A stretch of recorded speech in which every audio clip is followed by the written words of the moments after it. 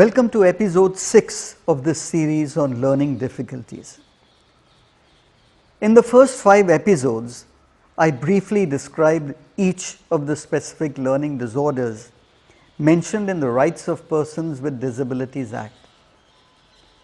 A person might suffer from any one of these disorders alone.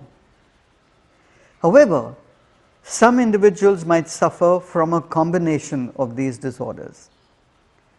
Let us take a quick look at how these combinations may show up in different individuals. Could you briefly summarize the characteristics of the disorders mentioned in the Rights of Persons with Disabilities Act? The Disabilities Act states that dyslexia, dyscalculia, dysgraphia, developmental aphasia, and dyspraxia are disorders that make it difficult for children to learn. The Act also speaks about processing difficulties, but it does not specify what these difficulties are. This could possibly refer to sensory processing disorder. Researchers have recommended that this disorder be included in the next edition of the DSM-5 or the DSM-5-TR. Children with this disorder find it difficult to process information that they hear, see, or touch, for instance. They find it difficult to listen, read, or write as a consequence. Attention deficit hyperactivity disorder makes it hard for children to sustain attention on academic and practical tasks. Please help me to understand how these disorders show up in children. Each of the disorders I have just spoken about could occur individually or in combination. Let us look at the 3 specific learning disorders first. Some children may suffer from any one of these 3 disorders without having symptoms of the other 2. So, a child could have dyslexia alone, dyscalculia alone, or dysgraphia alone. A child who has dyslexia alone would find it difficult to read, spell, and write. However, he might be able to work well with numbers, calculations, and at practical tasks.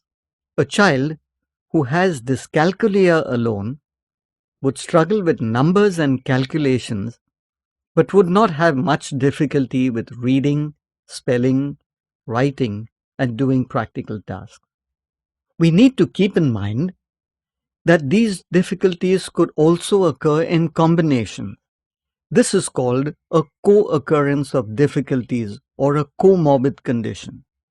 For example, a child might suffer from dyslexia and dysgraphia. Another child may suffer from all 3, dyslexia, dyscalculia, and dysgraphia.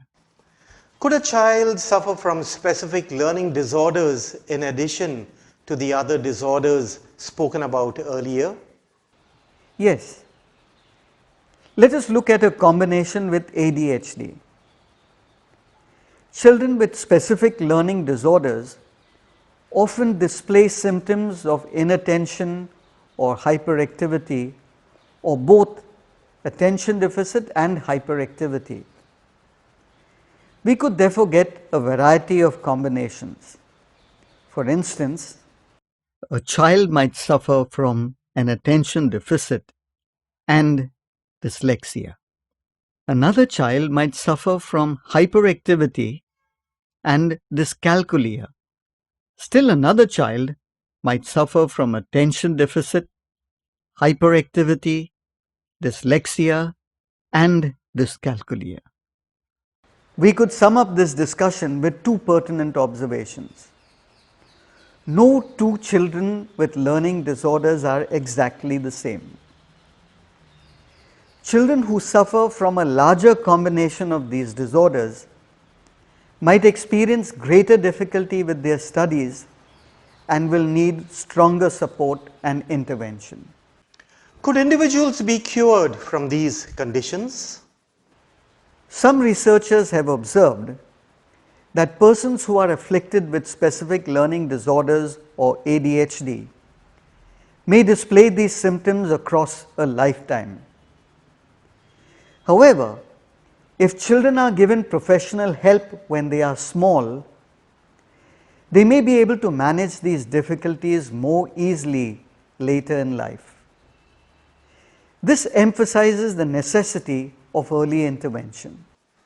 How quickly can individuals progress if they receive professional assistance? It is difficult to give a general answer to this question. The rate of progress would depend upon several factors.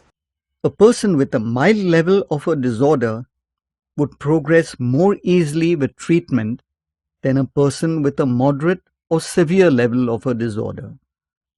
Persons with high IQ and a mild level of a disorder would cope more easily than a person with an average IQ and a severe level of a disorder.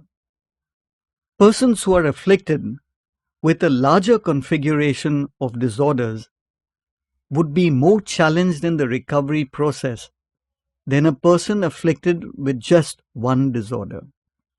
Children who receive professional assistance when they are small are likely to progress more easily than children who receive treatment when they are older. When these issues are considered together, we might have a better idea of how long a child might take to progress and how effectively she will be able to overcome the difficulties spoken about. Let me briefly summarize the key takeaways from this episode. The Rights of Persons with Disabilities Act explicitly mentions 5 learning disorders. Some of these are named and classified differently in the DSM-5. I have added sensory processing disorder and attention deficit hyperactivity disorder to the list. A child might suffer from any one of these disorders alone or a combination of these disorders. Before I conclude, however, I would like to emphasize that the information provided in this episode is too sketchy to enable a viewer to assess the kind of learning disorders a child suffers from. It would be best to refer the child to a clinical psychologist and a special educator for professional assessment.